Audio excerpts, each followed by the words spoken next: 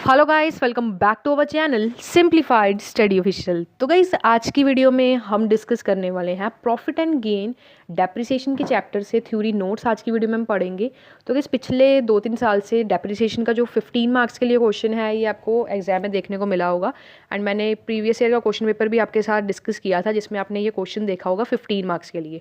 तो ये important question है, हो सकता है आने वाले एग्जाम में ये क्वेश्चन भी आए। तो आज की वीडियो में थ्योरी नोट्स की हेल्प से हम क्या करेंगे, इस सारे टॉपिक को, इस चैप्टर के जो नोट्स हैं वो हम सारे आज डिस्कस करने वाले हैं। और गाइस, इनकम टैक्स की फुल प्लेलिस्ट का लिंक आपको डिस्क्रिप्शन में मिल जाएगा।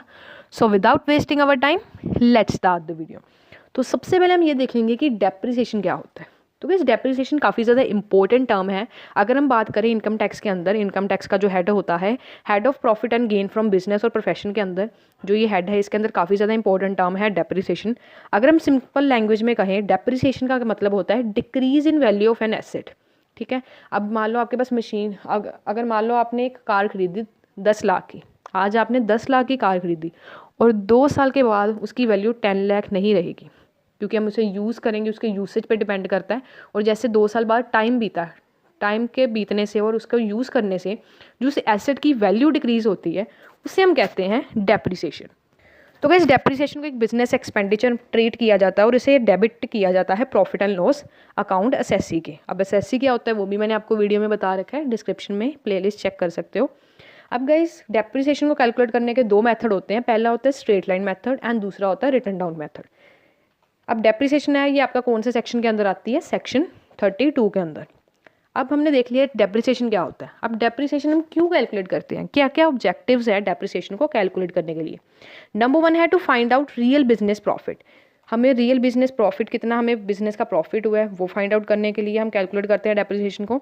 To find out book value of asset. Book value क्या है उस एसेट का, मतलब जब हमने लिया था इतने का था, आज की डेट में उसकी वैल्यू कितनी है, इसलिए हम कैलकुलेट करते हैं डेप्रिसिएशन को।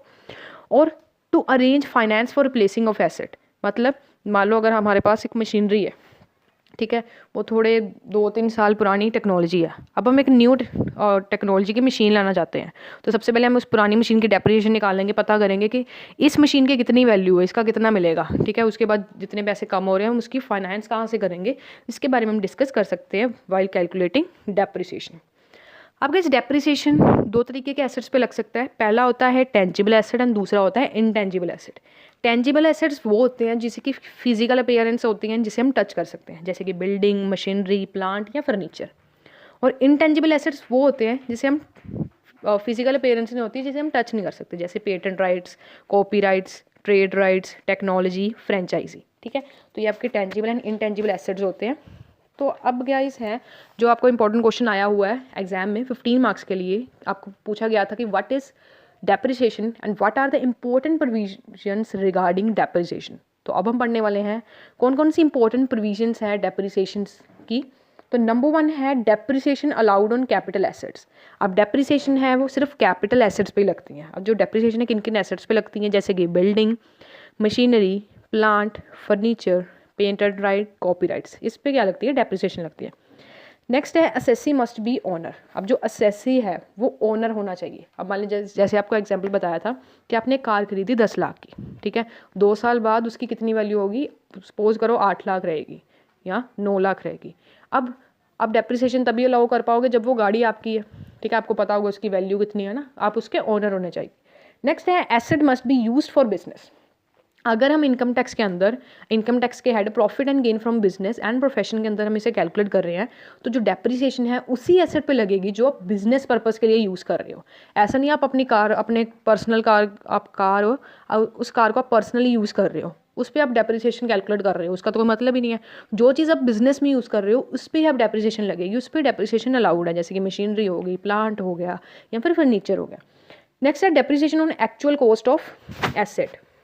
अब गाइस, इनकम टैक्स लॉ के अंदर, इनकम टैक्स एक्ट के अंदर जो डेप्रिसिएशन है वो actual cost of the owner, मतलब एक्चुअल कॉस्ट कितनी पड़ी है पर्सन को, एसएससी को कितनी उस पर्टिकुलर कह सकते हो एसेट की कितनी कॉस्ट है, उस पर हम अलाउ कर सकते हैं डेप्रिसिएशन। इसका मतलब क्या है? एक्चुअल कॉस्ट का मतलब होता है purchase cost plus cost of installation minus subsidy from government. मान लो हमने कोई भी मशीनरी खरीदी 1 लाख की, कॉस्ट ऑफ इंस्टॉलेशन उसे इंस्टॉल करने के लिए हमने 1000 लगाया और हमें सब्सिडी कितनी मिली, 1000 की सब्सिडी मिली, तो टोटल 98,000 के बारे में पता चल जाएगा एक्चुअल कॉस्ट कितनी है। ठीक है, नेक्स्ट है claim of depreciation is compulsory. अगर हम बिजनेस या प्रोफेशन के लिए अगर हम इनकम निकाल रहे हैं तो डेप्रिसिएशन को क्लेम करना, डेप्रिसिएशन को निकालना हमारे लिए इंपॉर्टेंट होता है।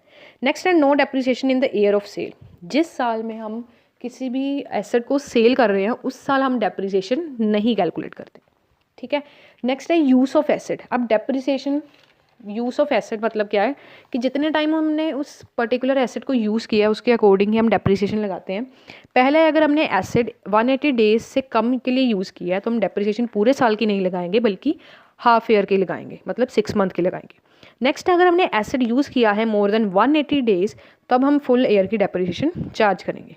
और अगर हमने एसेट इस साल यूज़ ही नहीं किया, पिछले साल यूज़ किया है, तो इस साल के लिए हम कोई भी डेप्रिसिएशन नहीं लगाएंगे। ठीक है, नेक्स्ट है गाइस फुल डिस्क्लोजर। अब गाइस ये ड्यूटी बनती है किसी भी असेसी की जो सारी इन्फॉर्मेशन रिलेटेड टू एसेट किसको बताए, असेसिंग ऑफिसर को।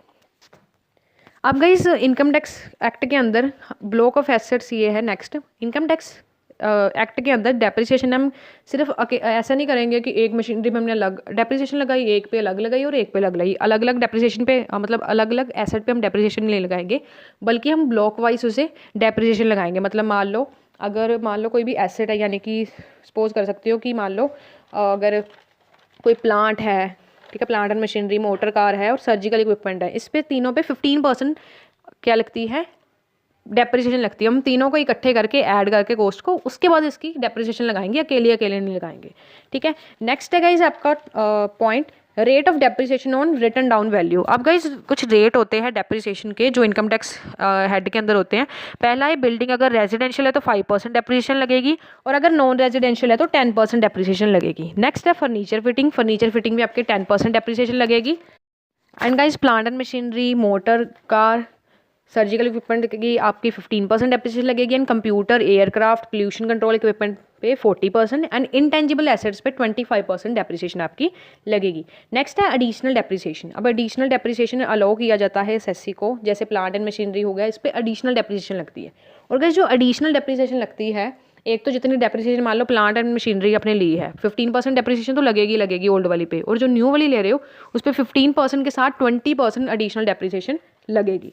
ठीक है, अब गाइस एडिशनल डेप्रिसिएशन किन किन केसेस में अलाउड नहीं की जाती है। नंबर 1 है ships and aircraft. Ships and aircraft उस पर भी एडिशनल डेप्रिसिएशन नहीं लगती। पुरानी कोई प्लांट एंड मशीनरी है उस पर भी नहीं लगेगी।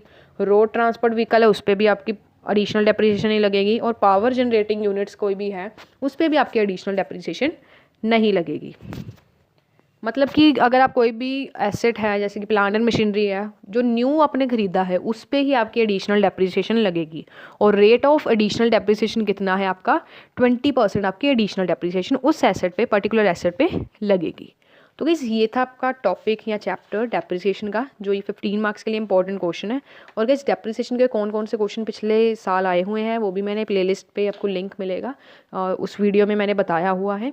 एंड इनकम टैक्स लॉ की जैसे मैंने आपको बताया प्लेलिस्ट का लिंक आपको डिस्क्रिप्शन में मिल जाएगा।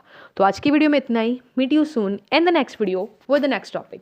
Thanks for watching this video guys and don't forget to like, subscribe and share. Thanks for watching.